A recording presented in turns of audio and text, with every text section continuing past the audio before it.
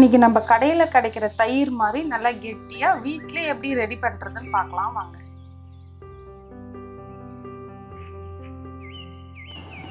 இப்போ நம்ம தயிர் ரெடி பண்ணுறதுக்கு 1/4 லிட்டர் பால் எடுத்துக்கலாம். இப்போ பால் ஊற்றிக்கலாம். பால் ஊற்றிட்டு நம்ம அடுப்பு பற்ற வச்சுக்கலாம். இப்போ பால் நல்லா கொதிக்கட்டும்.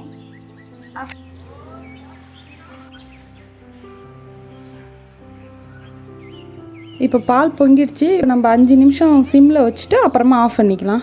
இப்போ பால் கொதிச்சு ரெடி ஆகிடுச்சு. நான் பாலில் தண்ணி சேர்க்கல, அதேமாரி நீங்களும் பாலில் தண்ணி சேர்க்காமல் காய்ச்சி எடுத்துக்கோங்க. நம்ம பால் எடுத்த அளவை விட இப்போ கொஞ்சமாக தான் கம்மியாக இருக்குது.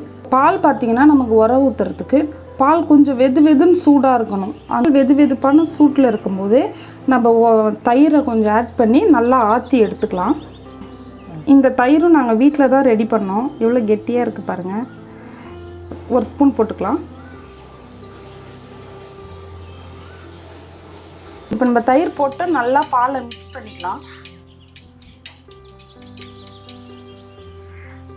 இப்போ பால் நம்ம நல்லா ஆற்றி எடுத்துக்கலாம்.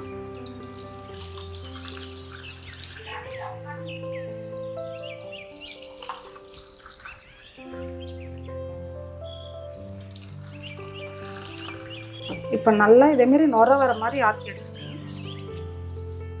இப்போ எந்த பாத்திரத்தில் யூஸ் பண்ண போகிறோமோ அந்த பாத்திரத்தை ஊற்றிக்கலாம். நம்ம இதேமாரி ஊற்றிட்டு இப்போ நம்ம இதை மூடி வச்சுட்டு 4 மணி நேரம் கழிச்சு எப்படி இருக்கு பார்க்கலாம். இப்போ தயிர் ரெடி ஆயிடுச்சு. எவ்வளோ கெட்டியாக இருக்குன்னு பாருங்கள். அப்படி எவ்வளோ கெட்டியாக இருக்குது பாருங்கள். இப்போ பார்த்தீங்களா எப்படி கடையில் இருக்கிற மாதிரி சூப்பராக நம்மளுக்கு தயிர் ரெடி ஆகிடுச்சு வீட்டிலே. இது உர ஊற்றி வச்சுட்டு இதை டிஸ்டர்ப் பண்ணக்கூடாது. நம்ம உர ஊற்றிட்டு இந்த பாத்திரத்தை நம்ம ஷேக் பண்ணிலாம் வச்சுட்டு இருந்தோன்னா இந்த மாதிரி நமக்கு கெட்டியாக கிடைக்காது. இந்த பாத்திரத்தை நம்ம உரையானதுக்கப்புறம் தான் எடுக்கணும். இதை நீங்களும் வீட்டில் ட்ரை பண்ணி பாருங்கள்.